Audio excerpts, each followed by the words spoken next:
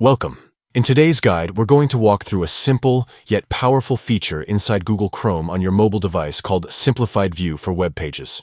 If you've ever felt overwhelmed by cluttered websites filled with ads, buttons, or unnecessary design elements, this feature will be a game changer.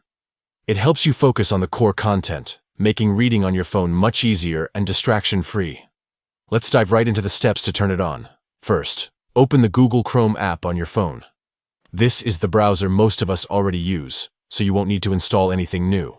Make sure you're running the latest version from the App Store so everything looks and works as expected. Next, look towards the upper right corner of your screen, where you'll see 3 small dots stacked vertically. Tap on those dots. This will open a drop-down menu with a variety of options and settings. From that menu, find and select Settings. Once you tap on it, you'll be taken to a new page that houses all of Chrome's customization and accessibility features. Scroll down until you see an option labeled Accessibility. Go ahead and tap on that. Inside the accessibility settings, you'll see the section for Simplified View for web pages. There's a toggle switch right beside it.